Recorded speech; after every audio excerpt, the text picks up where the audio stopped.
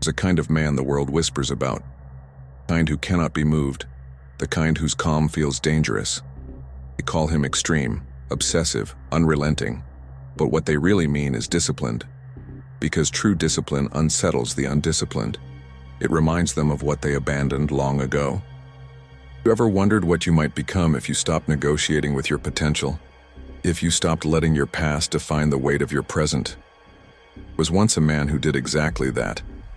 Born in chains, stripped of his name, sold across an ocean, and dropped into a land that had never seen a man like him. Yet, he rose, not only above his fate but above every boundary that sought to contain him. His name was Yasuke, the Black Samurai. Japan, 1579. A land sealed off from the world, where a wrong birth could end your life and a wrong word could end your honor. Yet into that rigid world walked a man from Africa, nearly 2 meters tall, his skin darker than night, his silence deeper than fear. The streets of Kyoto froze at the sight of him. Some bowed in awe, others whispered, "Oni, demon." But he was not a demon. He was a reminder that limits exist only until someone refuses to obey them. He had been brought there as a slave to a Jesuit missionary. Property, decoration, a shadow meant to follow orders. But Yasuke did not see captivity. He saw study. He learned their language, memorized their customs, and mastered their rhythm. While others accepted roles, he built leverage. Discipline was his rebellion. Observation was his weapon.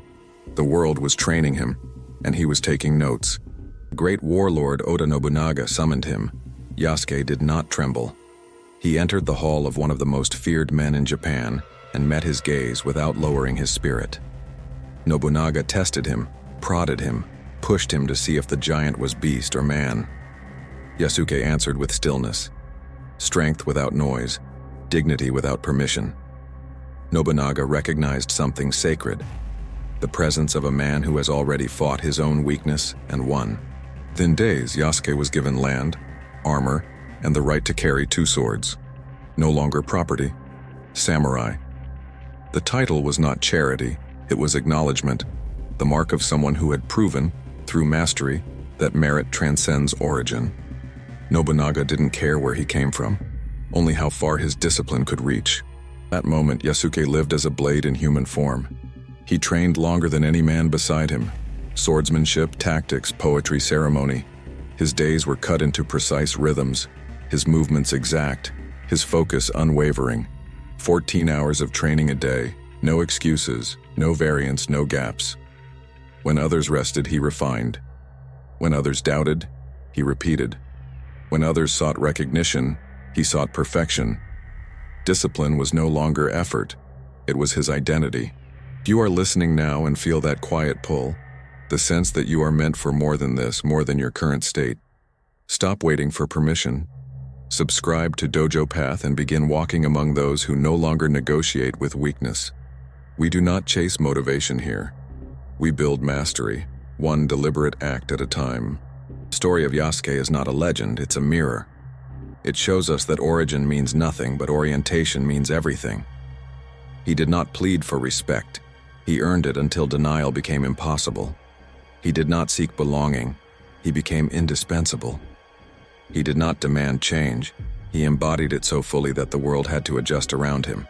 Nobunaga's forces were betrayed. Yasuke faced an army that should have erased him.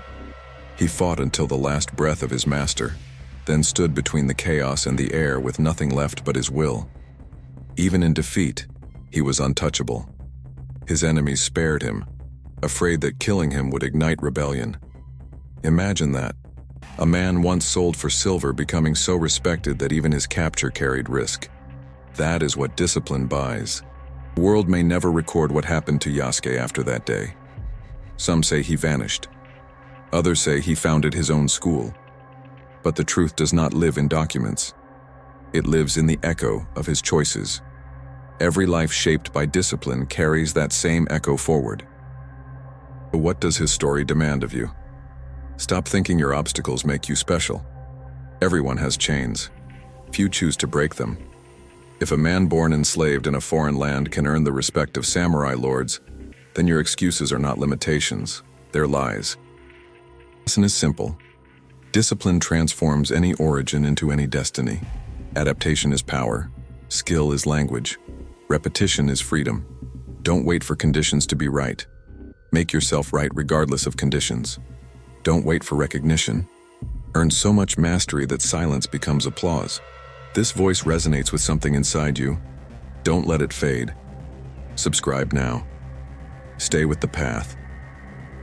Each story here is not entertainment. It's instruction. Every word you hear is a strike against complacency. Every lesson, a reminder that self-mastery is not mystical. It's mechanical. It is built, not granted. When your discipline begins to disturb people, smile.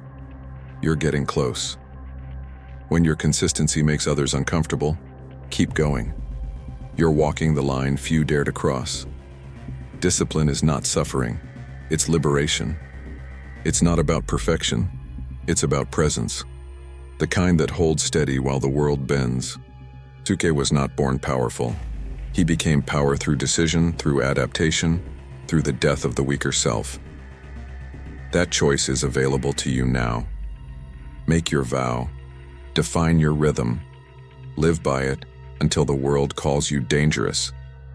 Because when they call you dangerous, what they really mean is free. In your mind, master yourself. Walk the dojo path.